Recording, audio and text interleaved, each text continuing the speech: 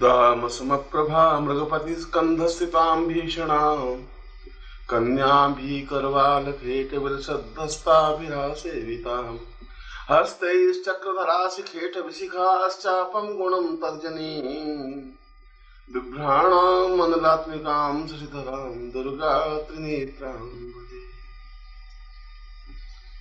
भगवती जगदम्बा सकल विश्व की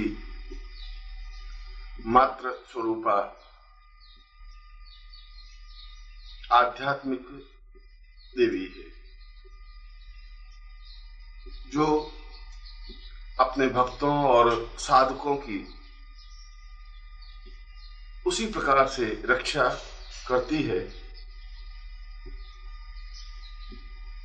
जिस प्रकार से मां अपने अबोध बालक की रक्षा और पालन करती है। वह छोटा बच्चा तो कुछ भी नहीं जानता, न उसे इस बात का ज्ञान होता है कि मां का ममत्व क्या होता है, न उसे इस बात की चिंता होती है कि मां कितने कष्ट और दुख झेलकर उसका पालन पोषण कर रही है, और न उसे इसकी फिक्र होती है कि यदि कोई विपत्ति, बाधा या परेशानी आ जाएगी तो मां को कितना तनाव, कितनी वेदना और कितना दुख सहन करना पड़ेगा। इसीलिए तो बालक निश्चिंत होता है, इसीलिए तो मां की गोद में वह निर्भीक होकर विश्राम करता है, और मां सभी दृष्टियों से उस बालक की रक्षा करती है, उसका मार्गदर्शन करती है, उसका पालन पोषण करती है और उसके जीवन में आने वाली बाधाओं को दूर करने में सदैव तत्पर रहती है। भगवती जगदम्बा का भी ऐसा ही स्वरूप है। वह केवल देवी ही नहीं,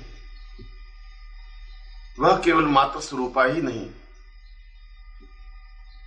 अपितु उसके तो कई नाम, कई स्वरूप, कई चिंतन, कई विचार, कई धारणाएं हैं।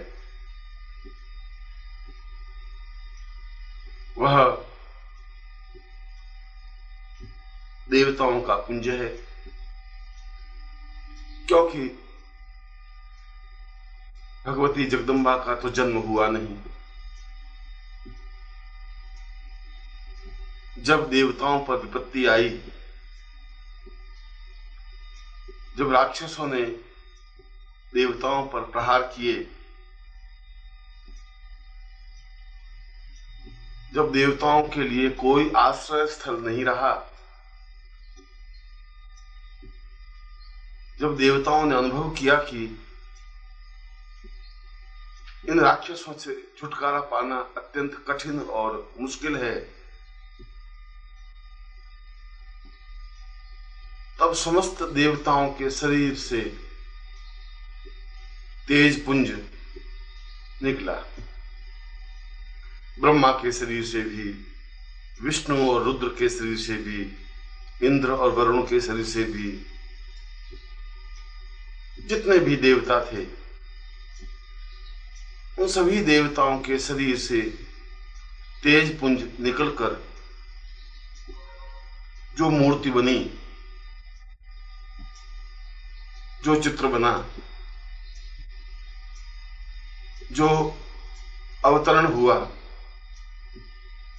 उसे जगदम्बा कहा गया।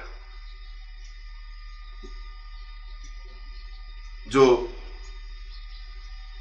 8 भुजाओं वाली, जिनके हाथों में शस्त्र, जिनके चेहरे पर अद्भुत तेज, जो युद्ध में हुंकार करने वाली और जो शेर पर आरूढ़ शत्रुओं का दमन करने में तत्पर, निरंतर अग्रसर होने वाली और देवताओं की सभी प्रकार से रक्षा करने वाली एक मूर्ति देवताओं के सामने प्रकट हुई। देवताओं ने देखा कि यह स्वरूप तो अपने आप में विलक्षण है, अद्भुत है। इसकी तेजस्विता तो अपने आप में समस्त संसार में प्रकाशित हो रही है। इसकी हुंकार से सारा विश्व चलायमान होने लगा है। इसकी आवाज से दैत्यों के हृदय कांपने लगे हैं, जो प्रहार करने में वज्र की तरह समर्थ है, मगर साथ ही साथ माता स्वरूपा भी है, जो अपने भक्तों और साधकों की रक्षा करने में सदैव तत्पर रहती है, जो एक साथ ही महाकाली बनकर शत्रुओं का प्रचंड दमन करने में समर्थ है, महालक्ष्मी बनकर शिष्यों और साधकों को संपन्नता देने में समर्थ है, महासरस्वती बनकर जो मनुष्यों को बुद्धि और चेतना देने में समर्थ है। ऐसी ही त्रिगुणात्मक स्वरूपा भगवती जगदम्बा का देवता लोग सत सत वंदन करने लगे।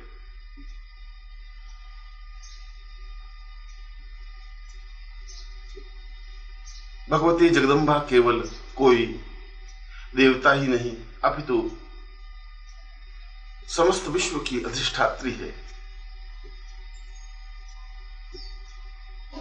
जो निद्रा रूप में भी विद्यमान है, क्षुधा रूप में भी विद्यमान है, पालन पोषण करने में भी विद्यमान है,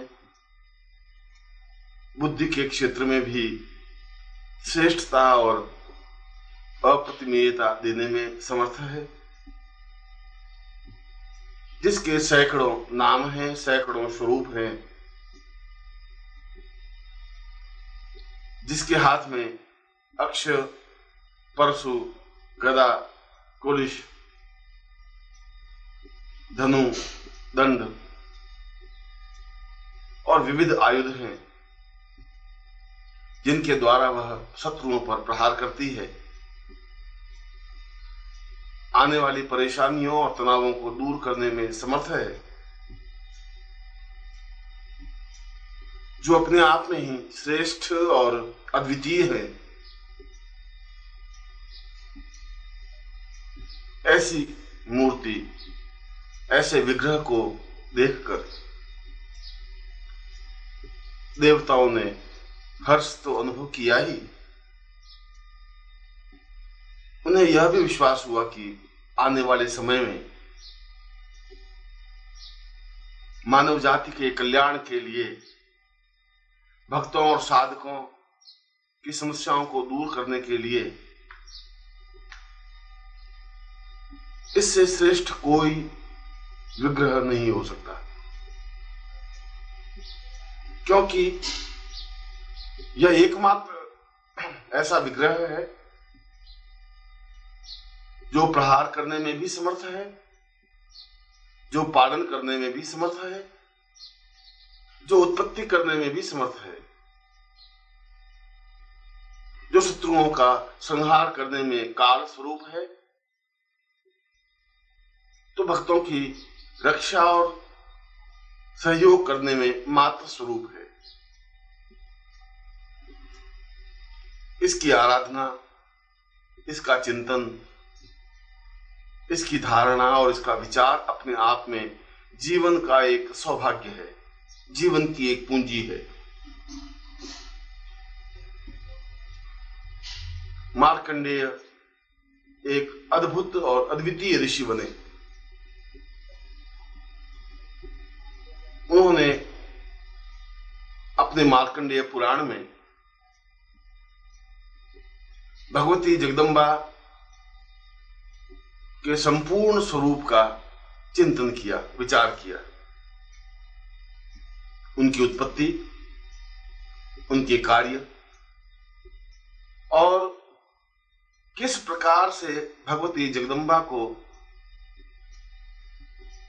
प्रसन्न किया जाए, साधा जाए, उनसे सहयोग लेने के लिए प्रयत्न किया जाए, इसका विस्तृत विवेचन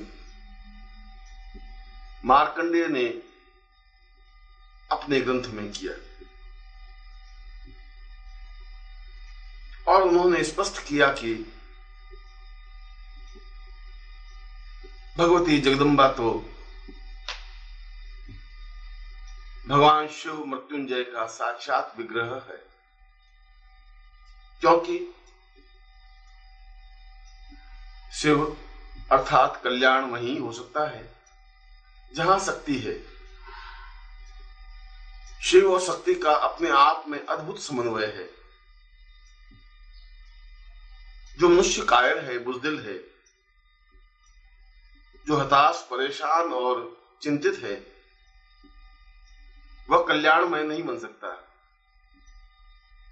वह न तो अपना कल्याण कर सकता है और न समाज का, देश का और विश्व का कल्याण कर सकता है। यह तभी हो सकता है जब उसमें शक्ति का संचरण हो, जब उसमें निर्भीकता आवे, जब उसमें प्रहार करने की क्षमता आए। और यह दोनों स्थितियां,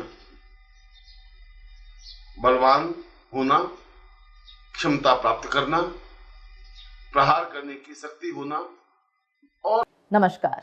अगर आप सद्गुरुदेव डॉक्टर नारायण दत्त श्रीमाली जी के दीक्षित हैं या फिर आपके पास उनसे जुड़े हुए कोई भी अनुभव है तो नीचे दिए गए हुए नंबर पर वीरल पटेल जी को मैसेज कीजिए या फिर फ़ोन कॉल कीजिए और अपने अनुभव ज़रूर शेयर कीजिए। डॉक्टर नारायण दत्त श्रीमाली जी के आत्मकथा का संकलन करने में मदद करें। धन्यवाद।